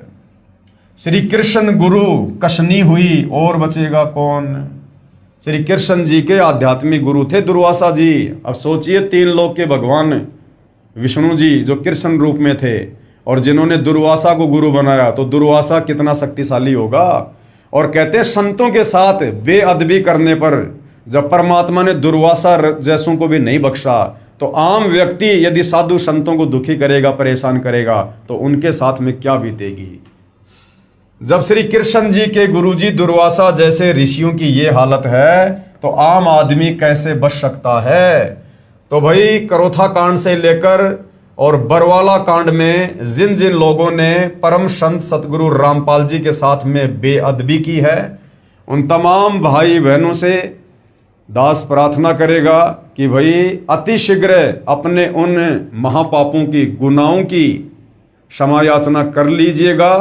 परम संत बड़े दयालु होते हैं और सतगुरु रामपाल जी तो महादयालु हैं। हो सकता है परमेश्वर आप जी को माफ़ कर दें और आप उनसे उपदेश लेकर अपनी आत्मा के कल्याण के लिए भक्ति शुरू करें। अन्यथा परम संत सतगुरु रामपाल जी ने करोथा कांड में जिन जिन लोगों ने उनके साथ बेअदबी की है, उसका परिणाम उन्होंने परमात्मा के विधान अनुसार बता रखा है कि समय आने पर उन लोगों को इतने लंबे लंबे कीड़े पड़ेंगे, इतने लंबे लंबे कीड़े। तो भाइयों और बहनों, अभी समय है, परमात्मा धरती पर है और संत के धरती पर रहते सहते यदि उनको प्रसन्न किया जाए, उनसे माफ़ी मांगी जाए, तो हो सकता है आप उस दंड की सजा से बच सकते हो। अन्यथा साध वचन पलटे नहीं, चाहे पलट जाएं ब्रह्मांड। उसके बाद भाइयों और बहनों, ये पवित्र पुस्तक ज्ञान गंगा पेज नंबर 135। अभी तक हमने अध्यात्म के विषय में जो भी कुछ जाना है इस पवित्र पुस्तक से, सृष्टि रचना से लेकर भक्ति और भगवान की परिभाषा, उसके बाद सर्व धर्मशास्त्रों ने इस भक्ति को प्रमाणित किया है, सृष्टि रचना को समर्थन दिया है। जिन जिन संत महापुरुषों को कबीर परमात्मा सतलोक से चलकर आकर मिले, उन्होंने भी उनकी महिमा गाई है। और भी बहुत प्रकार से हमने इस आध्यात्मिक ज्ञान को समझा है और हमें विश्वास हुआ है। अब उसके बाद में कुछ ऐसे साधु संत यानी ऐसे भगत जो पहले नाम उपदेश प्राप्त करने से पूर्व बहुत ज़्यादा दुखी थे, परेशान थे, हर प्रकार से भटक चुके थे, दुखी हो चुके थे, बहुत सारे साधु संतों की शरण ग्रहण कर चुके थे, परंतु उनके जो 3 ताप के कष्ट थे, जो उनके भाग्य में लिखे हुए कर्म दंड थे, वो मिटने का नाम नहीं ले रहे थे, जिस कारण से उनका जीवन नरक बना हुआ था। और जैसे उनको परम संत सतगुरु रामपाल जी के विषय में पता चला, उन्होंने उनसे उपदेश प्राप्त किया और उनकी भक्ति शुरू की और किस प्रकार से फिर आगे चलकर परमेश्वर ने उनके कर्म दंड के कांटे निकालने शुरू किए और उनका जीवन सुखी हुआ। इसी कड़ी में कुछ भक्तों ने अपने इंटरव्यू दिए हैं, जिनको पवित्र पुस्तक ज्ञान गंगा में शामिल किया गया है, ताकि उन पुण्यात्माओं के उन इंटरव्यूज को सुनकर और हमें भी सतगुरु रामपाल जी के ऊपर विश्वास हो और उनके द्वारा दी गई भक्ति पर विश्वास हो। विषय है भटकों को मार्ग, यानी जो भटक रहे थे परमात्मा प्राप्ति के लिए, लेकिन कहीं उनको शास्त्र अनुकूल साधना मिल नहीं रही थी, कोई सच्चा संत मिल नहीं रहा था, फिर उनको आगे चलकर किस प्रकार से सच्चा मार्ग मिलता है। भटकों को मार्ग विषय। भगत समाज प्रभु की वास्तविक भक्ति से कोसों दूर है। यानी जो भगत समाज है, केवल भारत देश का नहीं, पूरे विश्व का, जिस देश में वहाँ के धर्मगुरुओं के द्वारा जो भी भक्ति साधना करवाई जाती है वो शास्त्रों के विरुद्ध है। और उस शास्त्र विरुद्ध साधना को करने के चलते गीता अध्याय 16 श्लोक नंबर 23 और 24 के अनुसार हम भगवान की भक्ति से होने वाले लाभ प्राप्त नहीं कर सकते हैं, जिस कारण से भक्ति करते करते भी भगत समाज दुखी रहता है। तो भाई और बहनों, किस प्रकार से सतगुरु रामपाल जी की शरण में आने के बाद आत्माओं को खुशी मिलती है, लाभ मिलता है, उनके कर्म के कांटे निकलते हैं, आप जी यहां पर देखेंगे। सतलोक आश्रम करोथा, जिला रोहतक, हरियाणा में कबीर देव कबीर परमेश्वर के प्रकट दिवस के उपलक्ष्य में चल रहे 5 दिवसीय 18 से 22 जून 2005 तक सत्संग समारोह में भगत बसंत सिंह सैनी ने अपनी कहानी सुनाई, जो निम्नलिखित है, कृपया ध्यान से पढ़ें। प्रभु प्यासे भगत बसंत सिंह सैनी को मार्ग मिलना, यानी बसंत सिंह सैनी जो गांव गांद्रा, जिला रोहतक, हरियाणा से है, और किस प्रकार से परमात्मा की ये पुण्यात्मा अपने पूर्व जन्मों के पाप कर्मों के कारण जो कष्ट इनके ऊपर आ रहे थे, उन कष्टों को लेकर ये दर दर की ठोकर खा रहे थे, साधु संत महात्माओं के पास जा रहे थे, जो जैसा समाधान जहां भी बता दिया करता था वहां पर ये पहुंच जाया करते थे, परंतु इनके जो कर्मों के जो कष्ट थे वो समाप्त होने का नाम नहीं ले रहे थे। और इस परिवार की स्थिति ऐसी हो गई थी कि ये परिवार बिल्कुल समाप्ति की कगार पर था। और किस प्रकार से फिर सतगुरु रामपाल जी ने इस प्यारी आत्मा के हाथ को पकड़ा, अपनी शरण में लिया, और किस प्रकार से फिर ये परिवार जो महादुखी था, ये परिवार किस प्रकार से अपने जीवन को अध्यात्म की ऊंचाइयों पर लेकर जाता है। मैं बसंत सिंह सैनी गांव गांद्रा, जिला रोहतक, हरियाणा का रहने वाला हूं तथा पुराना पता मकान नंबर S161 पांडव नगर नजदीक मदर डेयरी, यमुना पार, दिल्ली 92 में रहता था। हमारे परिवार पर मानो दुखों का पहाड़ टूटा हुआ था, फिर भी परमात्मा को पाने की चाहत व दुखों की निवृत्ति के लिए संतों व महंतों के पास आते जाते रहते थे, परंतु कहीं भी दुखों का निवारण नहीं हुआ। हर संत यही कहता था कि बेटा कोई बात नहीं, मैं जो नाम दीक्षा देता हूं उन मंत्रों का जाप कर और जो भी दान धर्म की जो क्रिया है वो कर, तेरे पाप कर्म नष्ट हो जाएंगे। परंतु कुछ दिनों बाद बसंत सिंह सैनी देखता कि मेरे पाप कर्मों में, मेरे उन प्रारब्ध के कर्मों में किसी प्रकार का कोई भी बदलाव नहीं हो रहा है, मैं ज्यों का त्यों दुखी हूं, परेशान हूं, परंतु कहीं भी दुखों का निवारण नहीं हुआ। आखिरकार एक जाने माने संत श्री आसाराम बापू से मिले। उस समय आसाराम जी की संगत दिल्ली में लगभग 1000 थी, जिसके कारण बहुत नजदीक से मिलने का मौका मिला, यानी बसंत सैनी जी को आसाराम जी से आमने सामने बैठकर बातचीत करने का मौका मिला। हमने अपने दुख व परमात्मा पाने की जिज्ञासा उनके सामने रखी।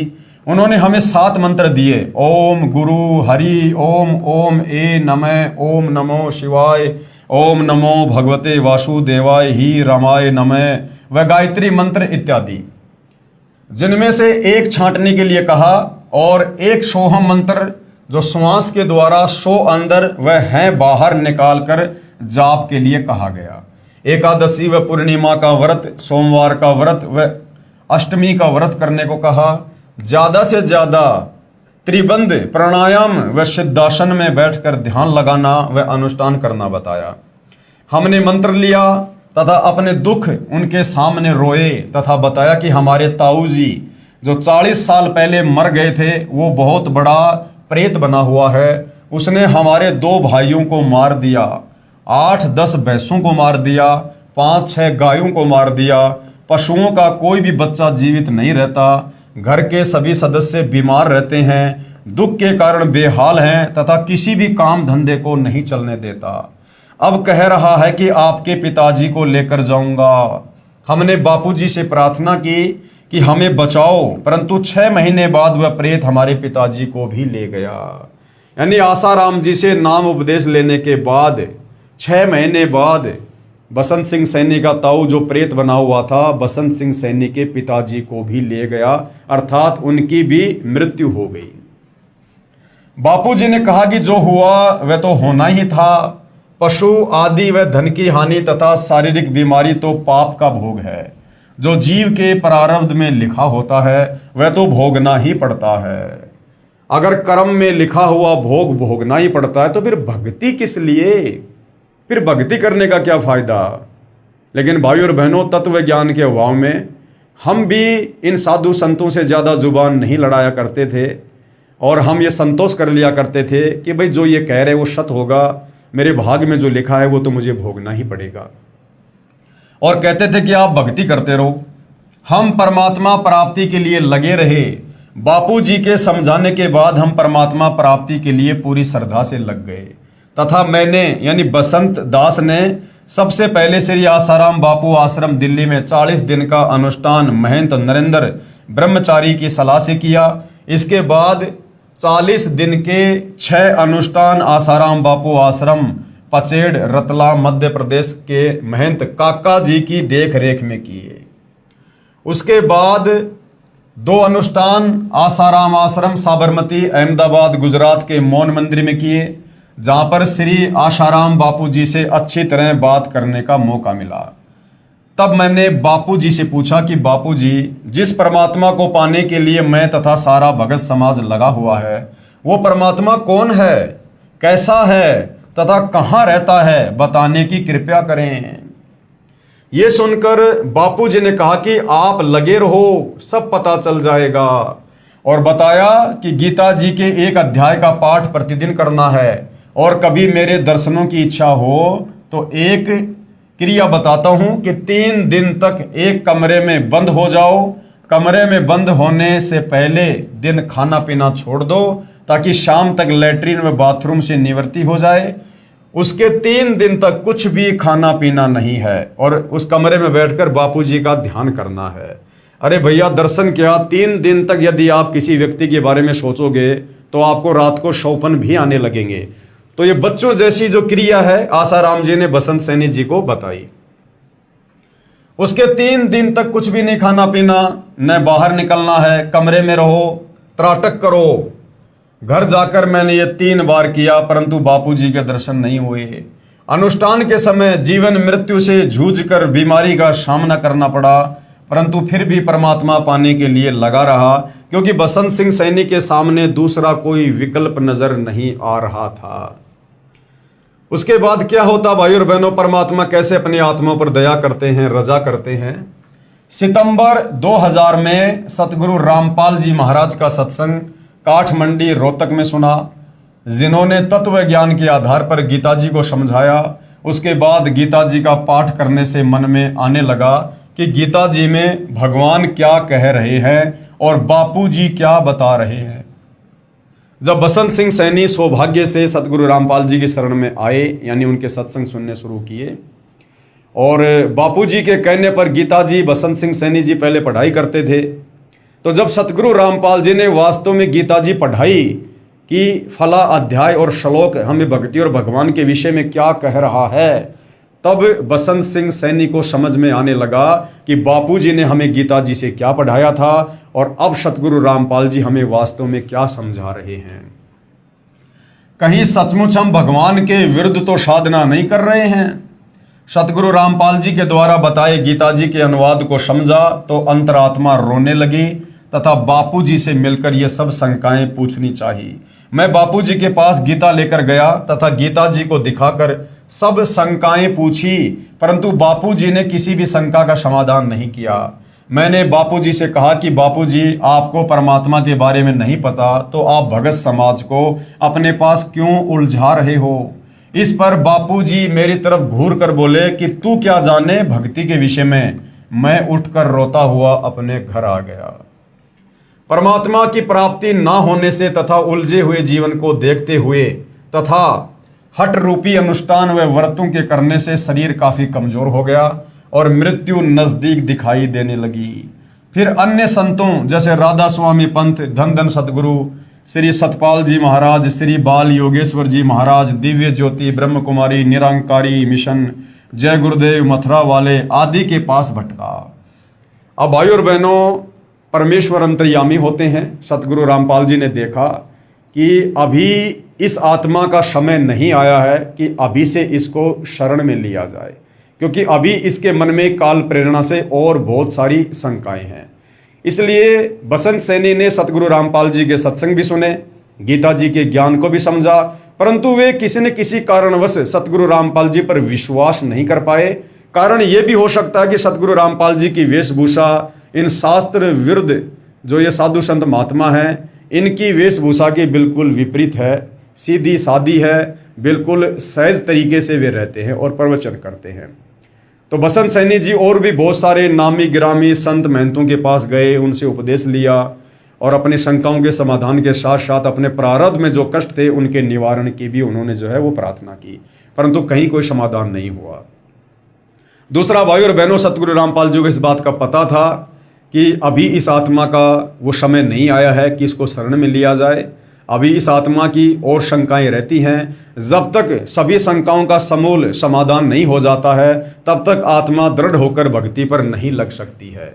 तो हर प्रकार से सतगुरु रामपाल जी बसंत सैनी जी के मन में जो उठने वाले विचार थे उनका समाधान करवाना चाहते थे कि हर प्रकार से ये हर किसी पंथ में संत के पास घूम ले, फिर ले, भटक ले, और जब हर कहीं से इनको निराशा हाथ लगे तो फिर ये हर प्रकार से तन मन धन से दृढ़ होकर जब इस मार्ग में लगेंगे तब परमात्मा इनकी पुकार को सुनेगा।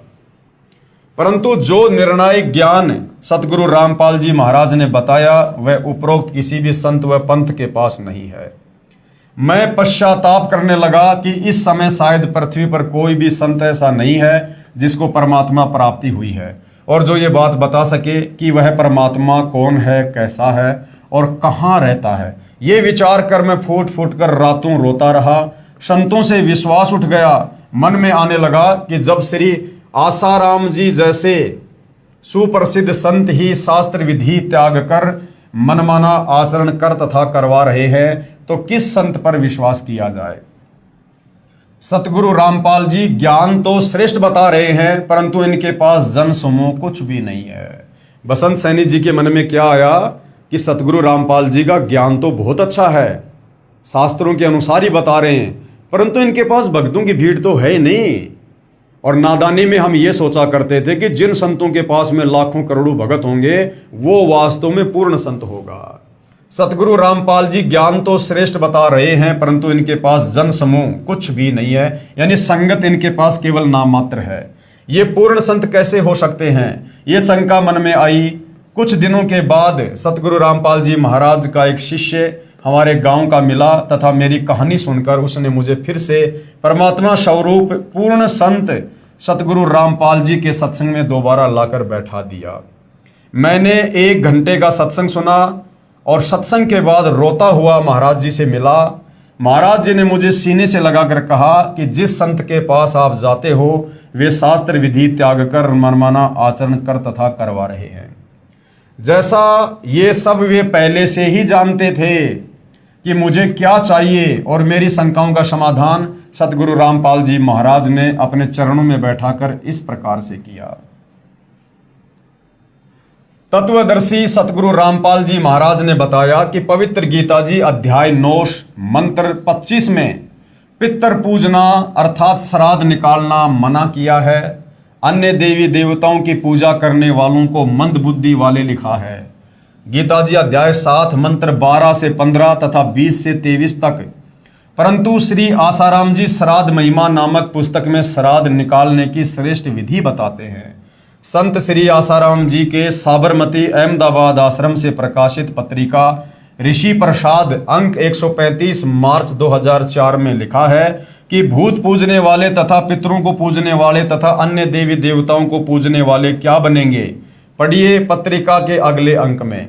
अगले अंक की पत्रिका ऋषि प्रसाद अंक 136 अप्रैल 2004 पेज नंबर 19 में लिखा था कि भूत पूजने वाले भूत लोकों को प्राप्त होंगे। यानी आसाराम जी स्वयं श्राद्ध निकलवाया करते थे और फिर गीता जी के अनुसार ज्ञान भी दिया करते थे कि भूत पूजने वाले भूत बनेंगे, पितृ पूजने वाले पितृ बनेंगे, जबकि श्राद्ध निकालने का मतलब होता है पितरों की पूजा करना। क्योंकि शास्त्र विधि अनुसार साधना ना करके हमारे पूर्वज शास्त्र विरुद्ध भक्ति करके मरने के बाद में प्रेत बने, पितृ बने, भूत बने और पीछे से हमारे ज्ञानहीन धर्म गुरुओं ने उनके श्राद्ध निकलवाने शुरू कर दिए, यानी भूत पूजा शुरू करवा दी। तो श्राद्ध निकालने वाला अपने पूर्वजों के ही पास जाएगा जिस योनि में वो पूर्वज है। तो श्री आसाराम जी ज्ञान तो बताते थे गीता जी के अनुसार और साधना करवाते थे गीता जी के विपरीत, कि भूत पूजने वाले भूत लोगों को प्राप्त होंगे तथा पितर पूजने वाले पितर लोगों को प्राप्त होंगे तथा श्री कृष्ण जी के पुजारी भगवान श्री कृष्ण जी के बैकुंठ लोक को प्राप्त होंगे। विचारें, श्री आसाराम जी द्वारा प्रकाशित श्राद्ध महिमा नामक पुस्तक में पितर पूजने की अच्छी विधि भी लिखी है कि एक श्रेष्ठ क्वालिटी के भूत कैसे बने, यानी श्राद्ध निकालने की अच्छी विधि का मतलब है कि मरने के बाद में अच्छी क्वालिटी का भगत कैसे बना जाए। कृपया सोचें, कोई व्यक्ति ये भी कह रहा हो कि कुएं में गिरने वाले मृत्यु को प्राप्त होते हैं, फिर स्वयं ही कुएं में गिरने का परामर्श भी कर रहा है तथा कह रहा है कि कुएं में गिरने की अच्छी विधि बताता हूं कि दोनों कदम उठाकर एकदम छलांग लगाओ। ये कुएं में गिरकर मरने की श्रेष्ठ विधि है, जो ऐसा नहीं करता वो दोषी है। क्या वह व्यक्ति नेक है? क्या वो साधु संत नेक है? ये भूमिका श्री आसाराम जी संत कर रहे हैं कि एक तरफ तो कह रहे हैं कि पितर व भूत पूजने वाले भूत व पितर बनकर भूत लोक व पितर लोक में जाएंगे, जहां पर वे भूखे प्यासे रहेंगे, फिर उनको श्राद्धों द्वारा तृप्त किया जाता है। एक और विचारणीय विषय है कि जब अपने माता पिता जीवित थे तो वे प्रतिदिन कम से कम 2 बार भोजन किया करते थे। अब मृत्यु के पश्चात वे श्री गीता जी के विरुद्ध साधना करके दुखदायी भूत व पितर योनि को प्राप्त कर चुके हैं। अब एक दिन के श्राद्ध से वे कैसे तृप्त हो सकते हैं? यानी जब वो धरती पर थे, जीवित थे, वो दिन में 2 बार या 3 बार खाना खाते थे, तब जाकर उनकी तृप्ति होती थी। अब भूत बनने के बाद भूत को तो और ज्यादा भूख प्यास लगती है, और हम उनका साल में 1 बार श्राद्ध निकाल रहे हैं।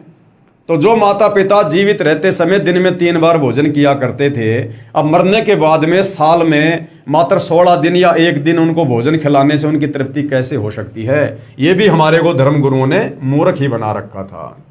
बाकी 64 दिन वो क्या खाएंगे, जिसके लिए संत व गुरुजन दोषी हैं, जो भोली भाली आत्माओं को गुमराह कर रहे हैं। शास्त्र ज्ञान से अपरिचित संत ही इस जीव को शास्त्र विधि रहित साधना करवाकर दुखदायी योनियों में डलवाते हैं। श्री आसाराम जी श्री शिव जी की उपासना का मंत्र ओम नमो शिवाय व श्री विष्णु जी का मंत्र ओम नमो भागवते वासुदेवाय बताते हैं।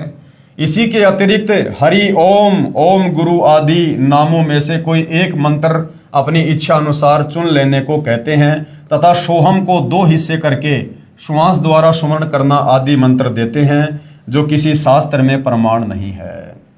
यानी 8-10 मंत्र भगत के सामने रख देते हैं और कहते हैं कि अपनी इच्छा से जो आपको अच्छा लगे इनमें से एक मंत्र चूज कर लो, उसका जाप करो। तो सतगुरु रामपाल जी अब क्या समझा रहे हैं कि कितनी बड़ी नादानी और ये सुप्रसिद्ध संत करते हैं। विचार करें, कोई रोगी जिसके पेट में दर्द हो किसी डॉक्टर के पास इलाज के लिए प्रार्थना करे और वो डॉक्टर उसके आगे 6 प्रकार की गोलियां डालकर कहे कि जो तुझे अच्छी लगे इनमें से एक उठा ले, क्या वह वैद्य यानी डॉक्टर हो सकता है? पवित्र गीता जी अध्याय 8 मंत्र 13 में कहा है कि ओम इति एकाक्षरम ब्रह्म व्यवहारण माम अनुस्मरण ये प्रयाति तजन देहम शयाति परमाम गतम। गीता ज्ञान देने वाला ये ब्रह्म काल, ब्रह्मा विष्णु महेश का पिता, दुर्गा का पति, गीता का ज्ञान देते समय श्री कृष्ण जी के शरीर में प्रवेश करके अर्जुन को कह रहा कि अर्जुन, मुझ ब्रह्म की साधना का, मुझ ब्रह्म के सुमरण का केवल एक ओम मंत्र है। जो इस ओम मंत्र की साधना अंतिम श्वास तक, शरीर छूटने तक करेगा, वो मेरे ब्रह्म लोक को प्राप्त होगा। अब बताइए भाई और बहनों, श्री गीता जी 4 वेदों का संक्षिप्त सार है और 4 वेदों में जो भक्ति है वो गीता जी में है। और गीता जी में केवल ये गीता का ज्ञान देने वाला ब्रह्म एक ओम मंत्र का जाप करने की सलाह देता है कि अगर मेरे लेवल की भक्ति करनी है, मुझ काल तक की भक्ति करनी है, ब्रह्म तक की भक्ति करनी है और जन्म मनन में रहना है, लक 84 में भी जाना है, तो भाई आपने केवल एक ओम मंत्र का जाप करना होगा, नथिंग एल्स। इससे नीचे ब्रह्मा विष्णु महेश, देवी देवता, भूत पूजा, श्राद्ध, इनकी कोई भक्ति नहीं करनी। और यदि तुझे पूर्ण मोक्ष वाली भक्ति करनी है, सदा सदा के लिए जन्म मरण के कष्ट से, लक 84 योनि की पीड़ाओं से, नरक से, तपस्या के कष्ट से बचना है, तो गीता ज्ञानदाता ब्रह्म गीता अध्याय 17 श्लोक 23 में कह रहा है ओम तत् सत इति निर्देश ब्रह्मण त्रिविध समर्थ है कि ये 3 मंत्रों का जाप है जो पूर्ण ब्रह्म पूर्ण परमात्मा का जाप है। और उसके लिए गीता अध्याय 4 श्लोक 34 में कह रहा कि अर्जुन वो मंत्र मेरे पास नहीं है, वो कंप्लीट भक्ति मेरे पास नहीं है पूर्ण मोक्ष वाली।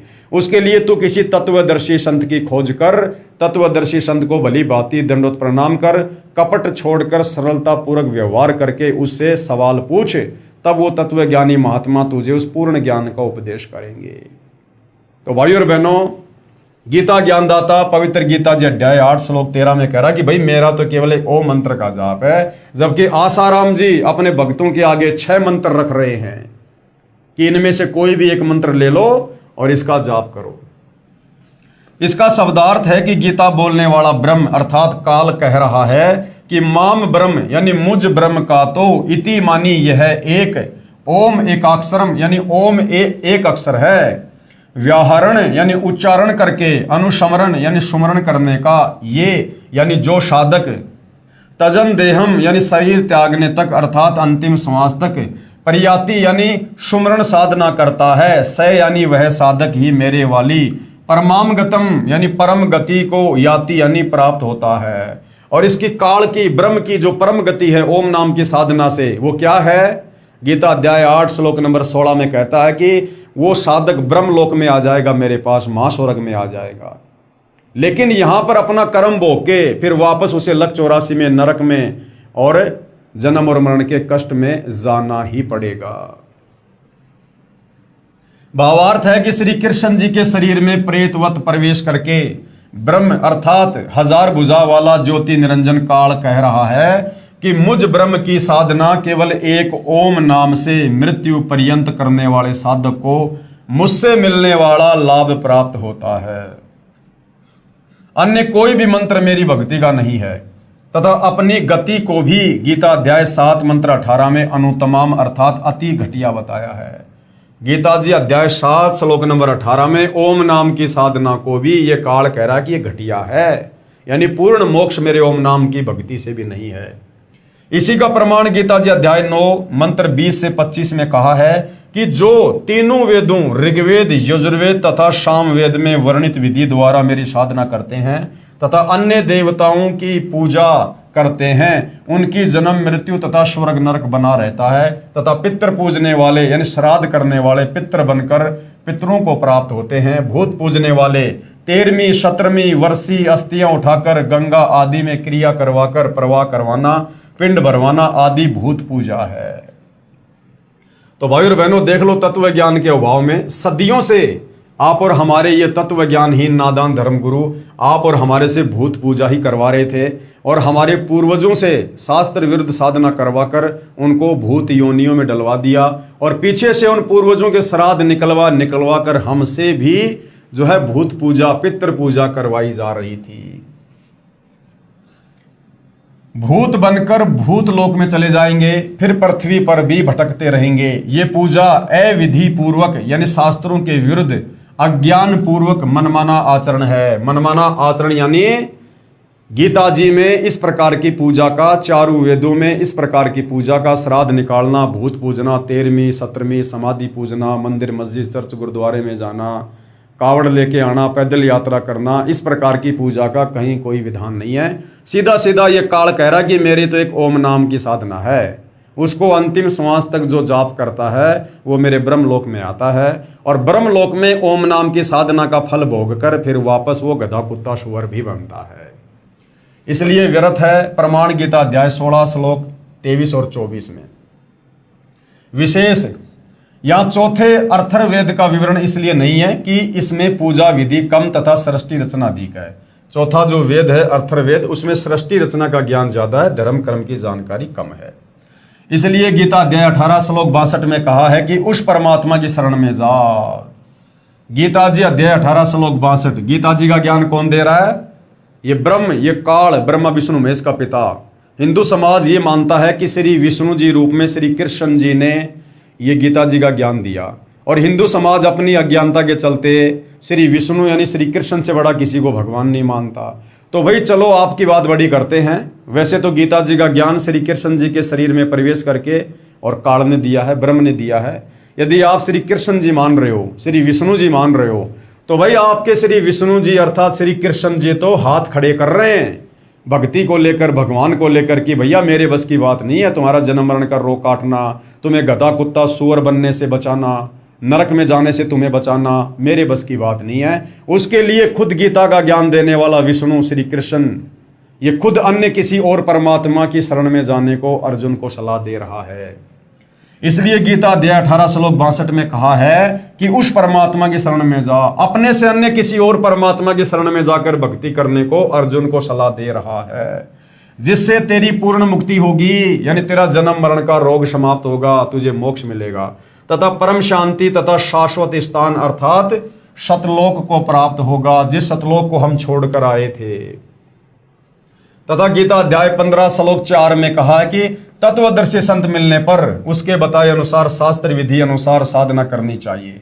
गीता अध्याय 4 श्लोक 34 में अर्जुन को गीता ज्ञान देने वाला सलाह दे रहा है कि भैया मेरे पास में भक्ति का कंप्लीट कोर्स नहीं है, ना मुझे ज्ञान है पूरी सृष्टि का, ना पूरे अध्यात्म का। इसके लिए तू किसी तत्वदर्शी संत की खोज कर ले, और जब तुझे वो तत्वदर्शी संत मिल जाए उसके बाद गीता अध्याय 15 श्लोक नंबर 4 में क्या कहा है कि उसके बाद यानी तत्वदर्शी संत मिलने पर उसके बताए अनुसार शास्त्र विधि अनुसार साधना करनी चाहिए, फिर उस परम पद परमेश्वर की खोज करनी चाहिए, जहां जाने के पश्चात यानी सतलोक जाने के पश्चात साधक यानी भगत का कभी जन्म मृत्यु नहीं होता, यानी वापस इस 21 ब्रह्मांड में वो नहीं आता और यहां गधा कुत्ता सुअर नहीं बनता, अर्थात अनादि मोक्ष प्राप्त हो जाता है, सदा सदा के लिए वो मुक्त हो जाता है।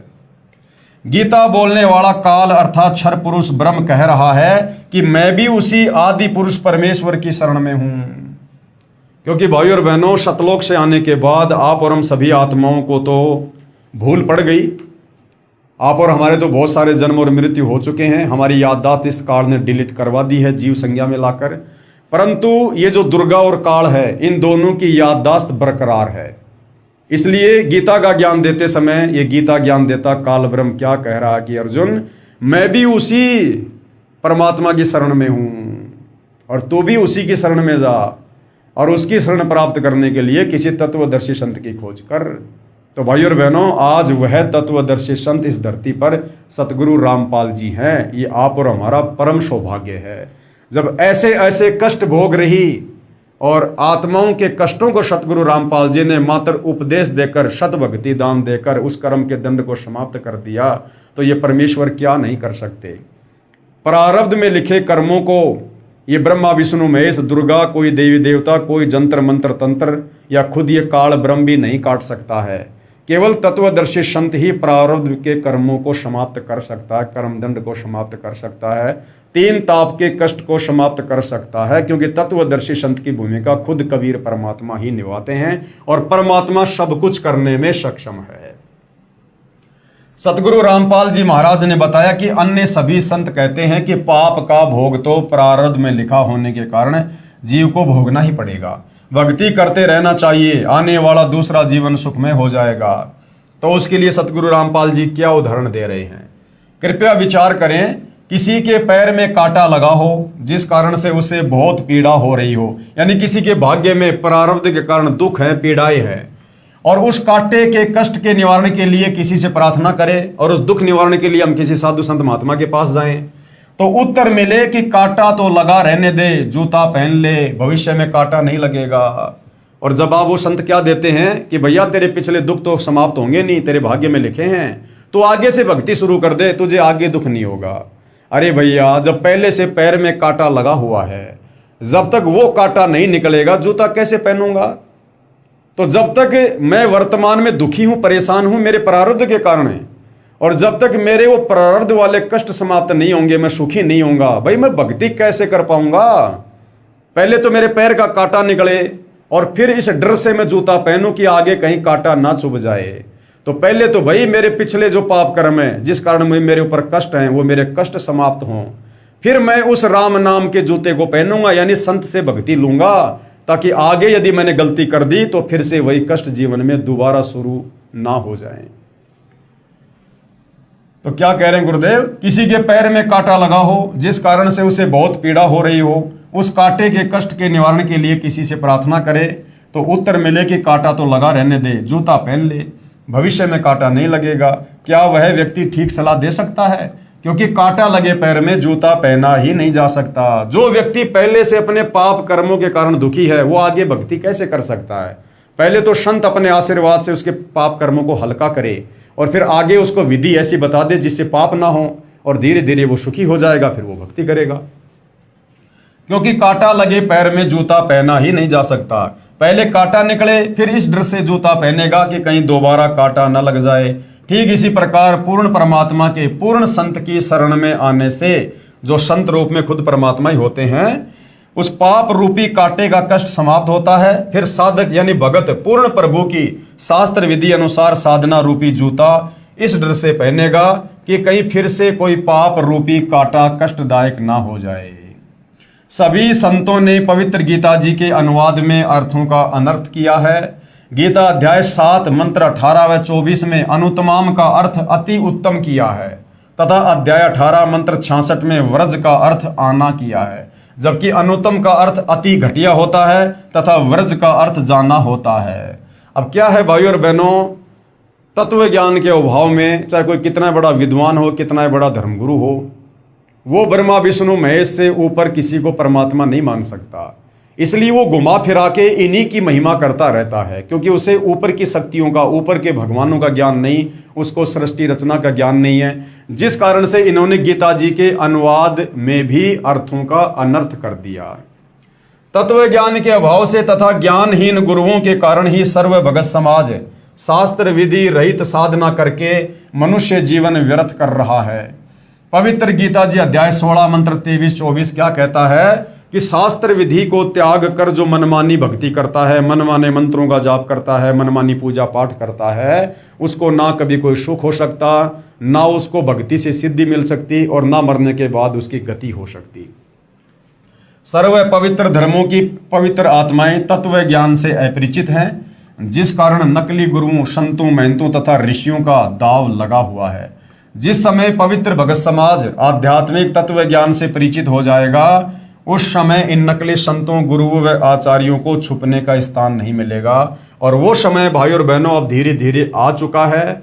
सन 2030-32 के बाद में इन नकली संतों को या तो ये सदगुरु रामपाल जी की शरण में आ जाएंगे, अन्यथा इनको धरती पर छुपने की जगह नहीं मिलेगी। उपरोक्त सच्चाई को आंखों देखकर मैं तथा अन्य परिवार के सदस्य यानी बसंत सिंह सैनी जी कह रहे हैं कि सतगुरु रामपाल जी के सत्संग सुनकर और उनसे ये परामर्श लेकर और आंखों देखकर मैं तथा अन्य परिवार के सदस्य सतगुरु रामपाल जी महाराज के चरणों में लगे हैं। पूरे परिवार में कोई बीमारी नहीं रही, और जो भूत कभी परिवार के किसी सदस्य को मार देते थे, किसी पशु को मार देते थे, काम धंधे को नहीं चलने देते थे, वे घर से ही नहीं गांव से भी भाग गए तथा दूसरे रिश्तेदारों के घर चले गए, जो अब भी श्री आसाराम जी के पुजारी हैं। वहां जाकर भूत कहते हैं कि उनके बसंत सैनी आदि के घर तो परमात्मा का निवास हो गया है, उनको परमात्मा स्वरूप पूर्ण संत मिल गए हैं, अब उनके पास नहीं जा सकते। जिस प्रकार आपके घर में बहुत ज़्यादा मच्छर हैं और आप मार्केट से ऑल आउट खरीद के लाते हो और अपने घर पर लगा देते हो, तो आपके घर से तो मच्छर भाग जाएंगे, फिर वो अड़ोसी पड़ोसियों के घर में घुसेंगे। इस प्रकार बसंत सैनी ने सतगुरु रामपाल जी का भक्ति रूपी ऑल आउट नाम उपदेश लेकर अपने घर पर लगा लिया, यानी परमात्मा को विराजमान कर लिया। अब जिस घर में समर्थ शक्ति बैठी है वहां पर भूत प्रेत क्या कर सकते हैं? उन्होंने मजबूरीवश वो घर छोड़ना पड़ेगा, और फिर छोड़ेंगे तो क्या करेंगे? आड़ोसी पाड़ोसी रिश्तेदारों के जाएंगे। वो हम उनके पास नहीं जा सकते। वो भूत क्या कहते हैं? हम उनके पास नहीं जा सकते। सतगुरु रामपाल जी से उपदेश के पश्चात हम पूरी तरह से स्वस्थ व सुखी जीवन जी रहे हैं। हमारे परिवार व रिश्तेदारों के लगभग 200 सदस्यों ने सतगुरु रामपाल जी महाराज का उपदेश प्राप्त कर लिया है। जो पहले श्री आसाराम जी महाराज के शिष्य थे, अब सतगुरु रामपाल जी के द्वारा बताए तत्व ज्ञान को समझकर लगभग 10,000 श्री आसाराम जी के शिष्य भी सतगुरु रामपाल जी महाराज की शरण में आ चुके हैं, और आने वाले समय में सारे के सारे ही आएंगे। जितने भी संतों की संगत है, यदि वो आने वाले युग परिवर्तन के दौर में जीवित रहे तो सतगुरु रामपाल जी के अलावा दूसरा कोई ठिकाना भक्ति का नहीं होगा। वे भी मेरे की तरह पश्चाताप कर रहे हैं। मेरी भगत समाज से प्रार्थना है, बसंत सैनी जी कह रहे हैं कि मेरी भगत समाज से प्रार्थना है। भगत समाज यानी परमात्मा चाहने वाली आत्माएं जो अन्य नकली साधु संत महात्माओं के चक्कर में फंसी हुई हैं, उनसे प्रार्थना है कि जिनको भी परमात्मा पाने की तड़फ है, तलाश है, कृपया परमात्मा स्वरूप पूर्ण सतगुरु रामपाल जी महाराज के चरणों में आकर अपने जीवन को सुखी बनाएं तथा परमात्मा को प्राप्त करें। भगत बसंत दास, ये उनके मोबाइल नंबर हैं, फिलहाल चालू हैं या बंद हैं। ये आप जी फ़ोन करके यदि आपको किसी प्रकार की शंका हो, आपको लगे कि ये बनावटी कहानी है, ऐसा नहीं हो सकता, तो अपनी शंका निवारण के लिए आप जी यदि ये नंबर चालू है तो आप इस पर कॉल करके समाधान प्राप्त कर सकते हैं। उसके बाद एक और भगत आत्मा की आत्म कथा है, अद्भुत करिश्मा। पूजनीय गुरुदेव जी दंडवत प्रणाम। मैं भगत नथुराम, गांव छावला, दिल्ली से अपने परिवार की खुशी आदरपूर्वक सूचित करना चाहता हूं कि जनवरी सन 2000 के आरंभ में सतगुरु रामपाल जी महाराज का प्रवचन सत्संग ताजपुर गांव दिल्ली में श्री मुरारी भगत के निवास पर चल रहा था। तो एक अन्य भगत की बेटी ने मेरी पत्नी श्रीमती बिमला देवी, जो कि छावला से है, उससे कहा कि चाची जी, पड़ोस के गांव में जो सत्संग चल रहा है, यदि आप उस महाराज से नाम ले लो तो आपका असाध्य रोग, यानी जो रीढ़ की हड्डी में 1 इंच का फासला था, जिस कारण से बहुत ज़्यादा पीड़ा थी, ठीक हो सकता है।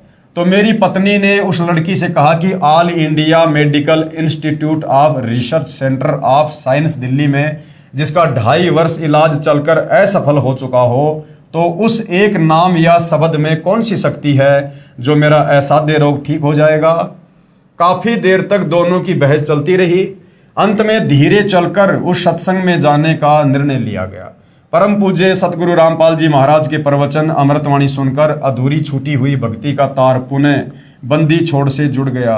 यानी वो आत्मा पहले किसी जन्म में सतगुरु रामपाल जी की शरण में थी, अब फिर से वो अधूरा तार, वो भक्ति वापस शुरू हो गई।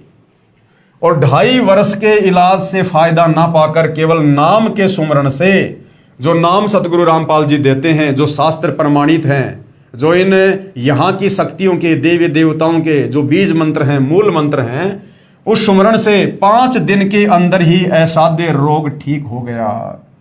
इससे पूर्व डॉक्टरों ने उनको बैठने व खड़ा होने की सख्त मनाही की थी, जो आज भी ट्रीटमेंट स्लिप पर लिखा है, तथा वह 1 इंच के फासले के एक्सरे भी मौजूद हैं। सबसे बड़ी समस्या मेरी पत्नी को ये थी कि उनसे बैठकर पाखाना नहीं किया जाता था, यानी बैठकर वो फ्रेश नहीं हो सकती थी, और हाथ धोने के समय तो 10-15 मिनट रोना पड़ता था, क्योंकि ज़्यादा झुकने पर ज़्यादा दर्द होता था।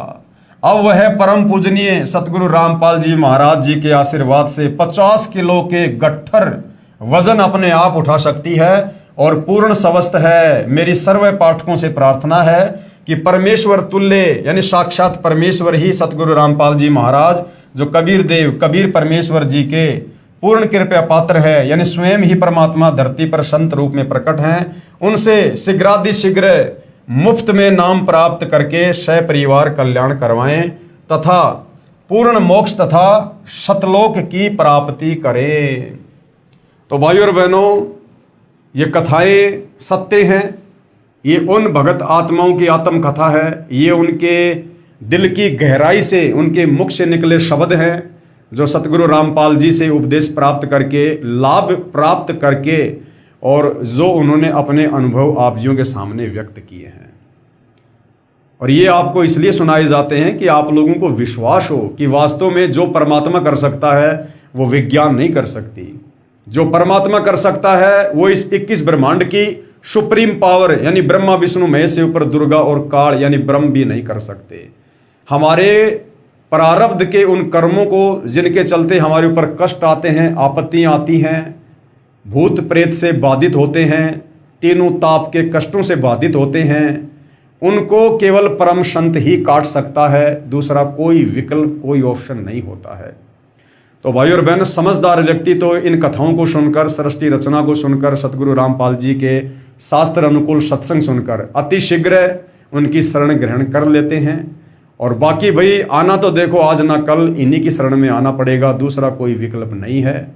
आने वाले समय में ये तुम्हारी विज्ञान भी फेल होने वाली है, ये तुम्हारे डॉक्टर भी फेल होने वाले हैं, इनका ट्रीटमेंट भी फेल होने वाला है। क्योंकि डॉक्टर केवल शरीर के रोगों का इलाज कर सकता है, परंतु वर्तमान में जो शरीर पर रोग लग रहे हैं, जो असाध्य बीमारियां लोगों को हो रही हैं, ये उनके कर्मों के चलते हो रही हैं, उनके प्रारब्ध के कर्मों के कारण हैं। तो प्रारब्ध के कर्मों के चलते शरीर पर जो कष्ट आ रहे हैं, उसको डॉक्टर नहीं बल्कि आध्यात्मिक डॉक्टर यानी पूर्ण संत ही काट सकता है, अपनी भक्ति से, अपने आशीर्वाद से। दूसरा कोई तरीका नहीं है। तो भाइयों और बहनों, पवित्र पुस्तक ज्ञान गंगा के ऊपर बन रहे वीडियो में आज हमारा ये 19वें नंबर का वीडियो था। और प्रत्येक वीडियो से हमें अध्यात्म के विषय में बहुत गहरी गहरी जानकारियां प्राप्त हो रही है, जिससे हमारा विश्वास बढ़ रहा है और भक्ति करने में हमारी रुचि बढ़ रही है। इसी प्रकार हम आगे बढ़ते रहेंगे, परमेश्वर की महिमा करते रहेंगे। आप भाई बहनों को जो भक्ति और भगवान से कोसों दूर बैठे हैं, आप तक ये संदेशा पहुंचाते रहेंगे। तो आज के वीडियो में केवल इतना ही। कल परमेश्वर के आशीर्वाद से आपकी सेवा में फिर हाजिर होंगे। तब तक पूज्य गुरुदेव भगवान हम सबको आशीर्वाद दे, आज्ञा दे, सद्बुद्धि दे, हमारा मार्गदर्शन करें। बंदी छोड़ सतगुरु रामपाल जी परमेश्वर जी की जय हो।